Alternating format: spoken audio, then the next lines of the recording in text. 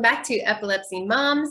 Today I am going to be talking to Liz to get her advice on getting a 24-hour EEG. We have that coming up next week, and I just wanted to get some ideas of what to expect and how it will be and what I need to bring and things. My name is Summer, and my son has generalized epilepsy. And my name is Liz, and my daughter has focal epilepsy. So I've already been told a few things by the hospital, like I can bring an ice chest with like snacks and things. My son can eat like stuff I bring, or he can order from the cafeteria. They didn't really tell me much else. And there were a lot of things I wanted to know, like about the hair shampooing. They didn't talk about that. They didn't say if he needed to be sleep deprived. He is going to be on his medication still. But yeah, I feel like I need some more information. So what do you have for me, Liz?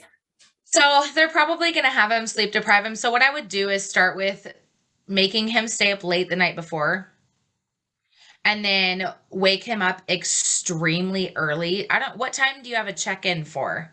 10:30. Have him go to bed at like 10 or 11, maybe even midnight.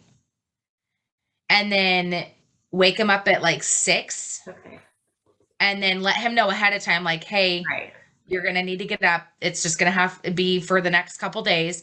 And then on the day, and then the day of the appointment. So then you're going to go to the hospital, do your EEG, get it on. Then I would have him stay awake again until midnight. Okay. Keep him up as much as you can. Give him some sugar, whatever he needs to stay awake, let him have it. And then also, if you can get him really active with the EEG on, after they get it on, kind of get him like jumping up and down, doing whatever he can to get active. Some screen time. I don't know what triggers him, but whatever triggers him, get it going just so that he can have one on camera. Okay. Or whatever you're seeing, having him do that. Mm-hmm. Especially since you're going to be on medication, there's not anything that's going to be, really, it's controlled right now. So you're going to need to almost try to uncontrol it with medication in a system, mm-hmm. which is very hard to do. So when before, the night before, shower, have him have very clean hair. You can use clarifying shampoo, or you can get some store-bought clarifying shampoo, or you can use Dawn dish soap. I've heard of people using that before because it is pretty drying, I should say. Dries out your scalp pretty good. And then once you're done, it just has to be dry hair and clean hair. Nothing too spectacular. I would bring some stuff for the hospital for after. So bring some like baby oil, so that he can, it's not the super sticky stuff that he's going to have, the stuff that lasts like a week or so. It's just the 24 hours. So it won't be super crazy to get off, but it still will be a little difficult to get it out of his hair. So baby oil can help that. Like when the tech is putting the EEG leads on, mm-hmm. they're going to have you fill out a form, and the form is going to be, pretty basic and simple. It's going to have 1, 2, 3, and 4. And what you're going to do is in each line, 1, 2, 3 through 4, you're going to put the type of seizures he has, and then what they look like. And then you're going to do, so if it's a tonic-clonic, a silent seizure, whatever you think that they are, you're going to put it down. And then you're going to have what they look like, how long they last, and how often and frequent that he has them. Okay. And that's pretty basic. It's going to be a seizure EEG log. Then the seizure log that's on the back of the page is like, you're going to put 1 through 4. So when he has one and you have to push that button, you're going to put 1 through 4, what one is it that he's having. And then you're going to say what time it started and what time it ended and how long. Okay. Pretty basic. And then you can kind of give like a quick description of like, he had number 1, these are the, he didn't maybe have all of those symptoms, but these are the symptoms he had at this one time. Okay. So then, you had said previously that you hadn't ever been told about having to push a button. Well, when you push that button, they're going to, the nurses are going to get alerted immediately, and they're going to come in, flick the lights on super quick. And you'll probably have 3 or 4 nurses kind of come in at the same time. They'll flick the lights on super quick, kind of startles everybody awake. Your part is to take the blankets off and get the pillows away from his face. That way they can see his body, they can see what he's doing. Even if it's just like a silent seizure, make sure that he's facing the camera so they can see. Oh, So wherever that camera is, the big globe, you're going to want to make sure that they see what he's doing, where his face is. If they can't see his face, they're going to ask you to out loud say, because it's they can hear also in there. You're going to say silent seizure, not talking, not responding, trying to get, response back. You're going to have to say things out loud so that when they're watching, the doctor's watching on the camera, they can hear exactly what's going on. You're explaining what's happening. You're explaining there's eye twitching, but he's still, not focusing. He's still focusing and he's not, responding to anything. Trying to tickle and it's not, it's not getting him back, that kind of thing. So, hopefully hopefully it goes that smooth. Sometimes they don't have any seizures and it's Murphy's Law. They don't have it when you get there. So hopefully that those, early mornings, late nights kind of trigger something, but if they don't, they're going to at least see seizure activity. They'll see what they need to see. And if they really absolutely need more, they'll start maybe titrating some medication so that they can maybe get some back. And when he starts having seizures, get another EEG going, and then, they can see what they need to see. But most of the time they can see it without even having to do that. so sometimes lately, now that he's pretty controlled, I won't even notice if he's having one, but once in a while he'll say stuff like, oh, I'm really not focused, or, oh, I missed something. So is that a time when I should push the button too? Yeah. Yeah. And when they come in, you can just be like, he's just saying he's not focused. I did write that down as part of one of the, descriptions. I'm going to, I want them to check this out. So it's not anything too urgent. They'll probably give him a little blood pressure check just to make sure that his blood pressure is okay. They might do the oxygen check to make sure his oxygen is okay. But honestly, they're not going to be too concerned about those.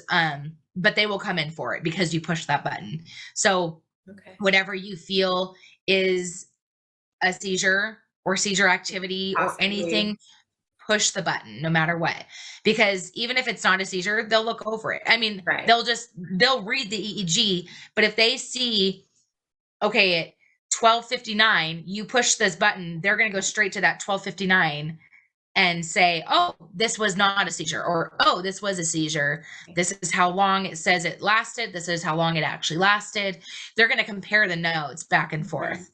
So it's going to give, be as descriptive of that piece of paper that you can.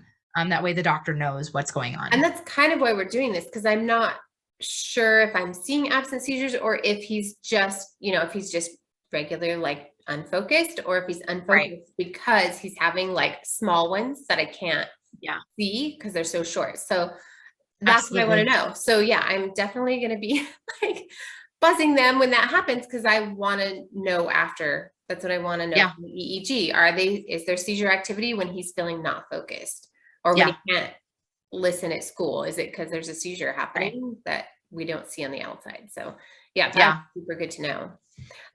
Another question I had was sleeping. So I assume I'll be having like a pull-out bed or something. Do I need to bring a pillow or blanket for me? Will they have those? They provide stuff. They do have blankets and pillows. They will, but if you have something that is not hospital and you want to bring your own, they never say no. So you can bring your own stuff if you want, but they'll either have, so a lot of times most hospitals do have a couch that has a pull-out bed, but if they don't have a room that's available that has that in there, they will give you a chair that reclines all the way back so that you can sleep in that. For one night, a lot of times that's what they'll have you do, but sometimes they do have beds that are open, or not beds, but couches that are open, rooms that are open with the couches in them, and you can sleep on that. But honestly, for quick stays like that, I even sleep in the chair because it's just, I need to be right there next to the EEG button, because that button's going to be hooked to him. So that button will, like when he's sleeping, you can kind of like pull the cord around so it's around the bed so it can be closer to you and not closer to him, because wherever he goes, it's going to go with him.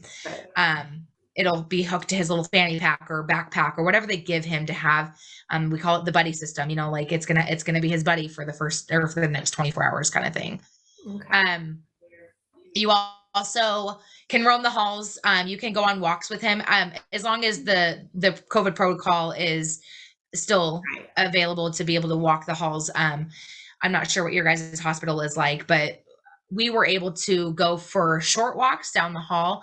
We couldn't go for too long, like outside of the hallway, while she was hooked up, I should say, because you have to realize like they're hooked up. So if he has a seizure in the hallway, you know what I mean? Like you're in the hallway. You're in the hallway. That's not where the camera's at. So they're probably not going to allow him to go very far, and just stay in that room. So do dance parties, do silly things, like get his adrenaline going, do whatever you got to do inside the room, because I doubt that sometimes they let you do it, but I doubt that they're going to. They let us do it just because we were there for so long. We didn't really have anything else to do. For COVID protocols, I know the only thing our hospital said I have to do is I don't know why they're not testing him for COVID, but they are going to give me a test, and I don't have to get it anywhere else. I just walk in the door with him and they'll give me a COVID test. So great. He'd get one, but easy. Yeah. Seems pretty simple. So that shouldn't be an issue.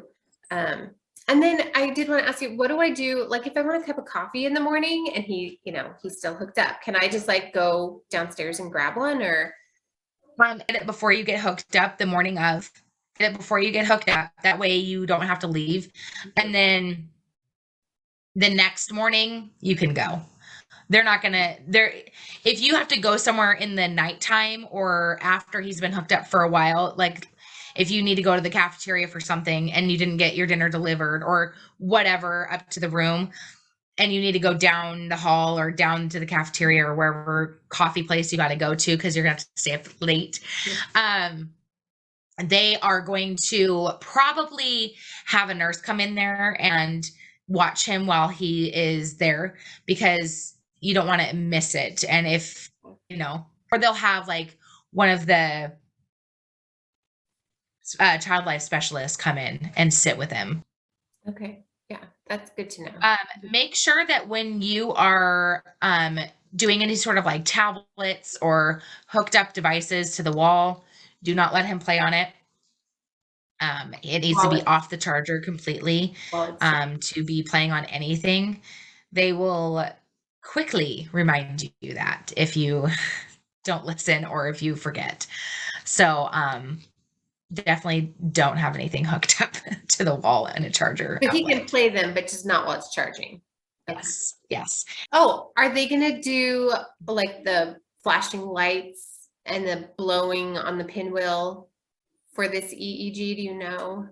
I doubt it. A lot of times those are more for the EEGs that are the 1 hour EEG. Okay.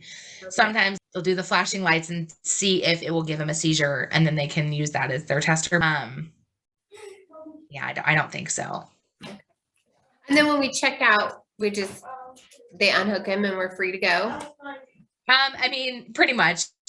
You get checked out by, they come in probably 7, 8 o'clock in the morning. They'll come in, take his leads off, and then scrub his head down with some alcohol. And that's also another way to get some of that sticky stuff off, is alcohol, like rubbing alcohol, or acetone. Okay. So, either one. The stuff smells like acetone, but honestly, again, that's not the long one. So it might not be the acetone smelling one. I can't remember what that one smells like. We haven't had that one in a while. So I'm trying to remember all the smells of what they smell like. Is acetone irritating to the skin at all? It can be. Yeah, it can be. If he was going to be there for a long time, like a week, then I have a lot more to talk about on that one, because we went through that one not very long ago. It was very recent. So, Yeah, that one was fun. If you start noticing any sort of like rashes, or irritation on his scalp or whatever, or on his forehead, because there'll be 1, 2, 3, and then 4, and then there'll be 2 right here. So if you see any irritation or anything like that, they're probably going to give him Benadryl, Okay. but they'll only be able to give him like a little bit just to take that edge off. Right. And if he can't stop itching, they're going to put a helmet on him. Oh. So it's going to be Okay. really hard. And then you would just be itchy under the helmet, right? It's not gonna. Mhm. Oh, that's awful. Huh.